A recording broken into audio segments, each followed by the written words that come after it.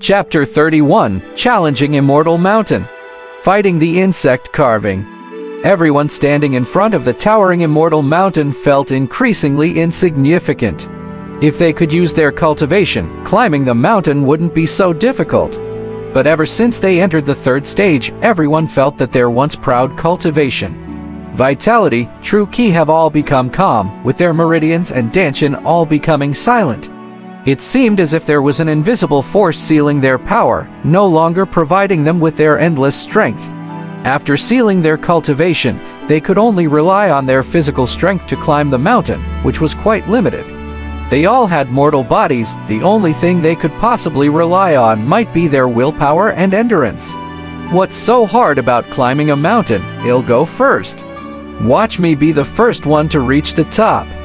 Someone gazed at the mountaintop shrouded in the cloud mist, didn't think it was a big deal, and ventured alone into the forest. To climb the mountain, you must first get through the lush jungle in front of you. However, in no time, a scream came from the forest, the earth slightly trembled, and there were occasional noises from the treetops. Everyone looked around puzzled, not knowing what had happened. The man emerged again, his face smeared with blood. He was in a panic and pointed towards the depths of the forest. There are. Roar! Before he could finish, a huge black panther, 3 meters long, stood on a treetop. Let out a roar, silently observing everyone, as if waiting for the opportunity to attack. Good. Now, without him saying it, Han Yi understood. There are barbarian beasts in the forest.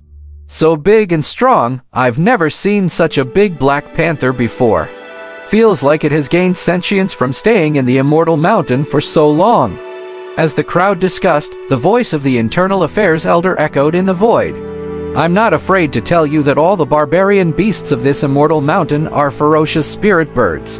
Nurtured and fed by the Dragon Sparrow sect, specifically set up for this test. If you want to quit halfway, just shout give up, and specific disciples will come to rescue you.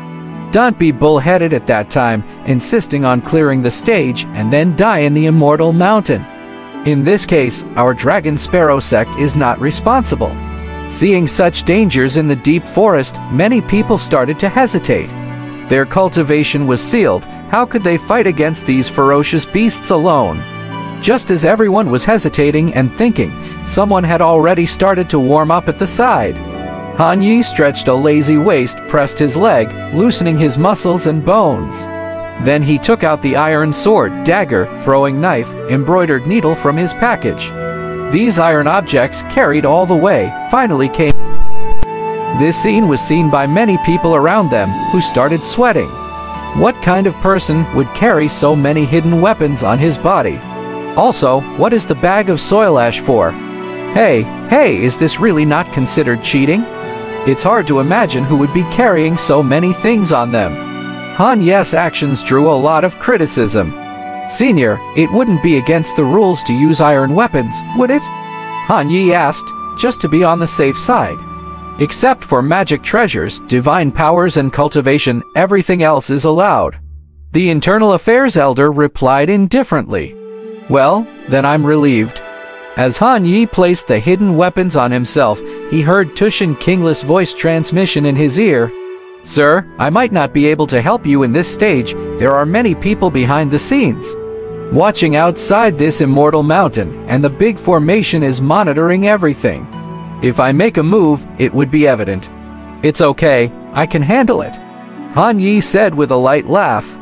God damn it. After holding back for 2 stages, finally, it was his turn with a stage he could handle, and he could vent some of the previous grievances. Climb the mountain, face barbarian beasts, what's so difficult about that? It was just his old profession. What he was never short of was physical strength. With the dragon tiger physique, he had the strength of 1,000 jinn and could provide him with endless strength. The dragon and tiger breath was almost full, and it was no longer the 10 strands from half a year ago, but spread all over his body. This was one of his hidden cheating methods. As for the barbarian beasts, Da Niu, let's go! Han Yi shouted at Wang Da Niu, then picked up the long sword and went into the depths of the forest.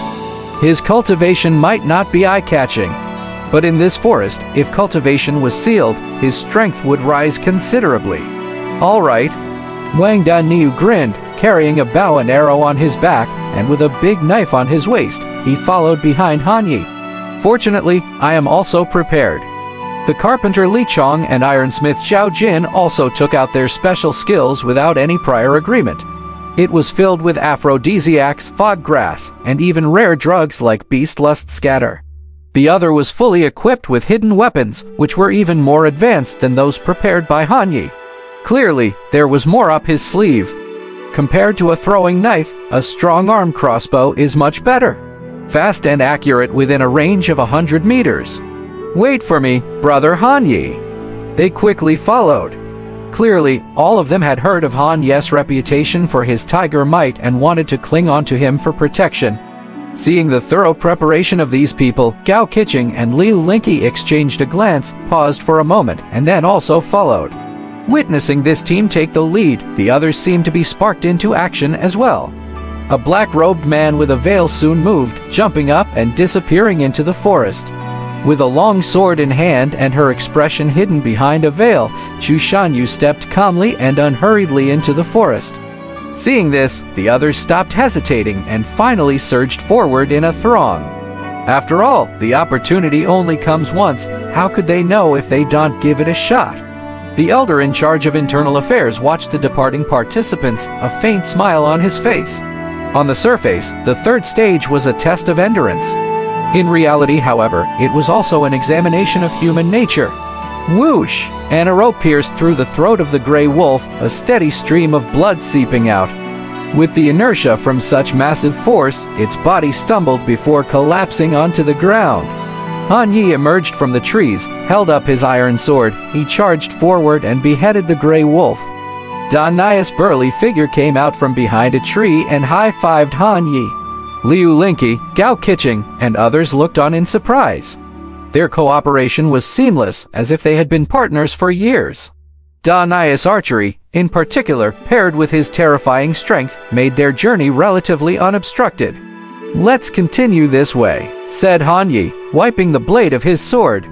"Agreed."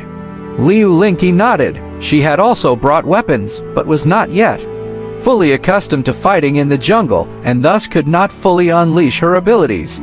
Danniu pulled out the arrow and retrieved it, scratched his head as he looked up at the peak, and said, "Don't you feel that this level isn't as simple as it seems? I wouldn't be surprised if there were unknown creatures waiting for us on the mountain." "Danniu, when did you become so clever?" Zhao Jin asked in surprise. Han Yi laughed and said, "Danniu may be simple-minded, but he's not stupid. What he said makes sense. I also think that this level isn't as simple as it seems. The real test could still be on top of the mountain."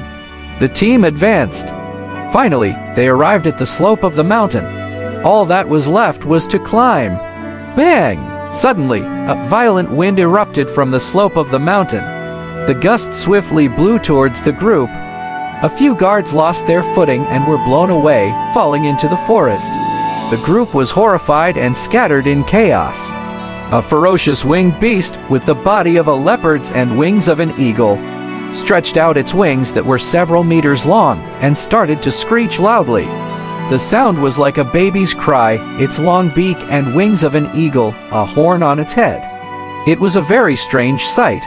The sudden gust was so strong that it made the nearby stream water splash all over, like a heavy rain, making it difficult for the group to keep their eyes open. "What's this beast?" Upon seeing this creature, Danniu seemed dazed. "Danniu, watch out!" Hanya quickly pulled Dannius' arm, just in time, leading him to narrowly avoid the beast's pecking beak that grazed past Dannius' head, and crashed into the forest, knocking down several large trees and screeching horribly. It turned out to be a giant beast with a leopard's body and eagle's wings. "Thanks, Brother Han." Having been saved by Han Yi, Danniu was left with a lingering fear and immediately snapped out of his daze. "It seems to be a demon beast. Everyone stick together. We can't give this beast any opportunity to attack." Liu Linqi drew her sharp sword, wore a solemn expression, and gestured with her eyes for everyone to maintain a defensive formation. Gao Kiching, seeing this, gravely said, "This is not an ordinary beast, but an exotic Gudiao beast. In the demon race, it's a rather annoying type, rare, brutal. It likes to collect jade and eat humans. It likes to live in deep mountains and forests, favoring rivers with water shields. It's known for deliberately avoiding direct sunlight. Why would the Dragon Sparrow sect keep this thing?" Got Han Yi wondering aloud. This creature will be harder to deal with than the previous one.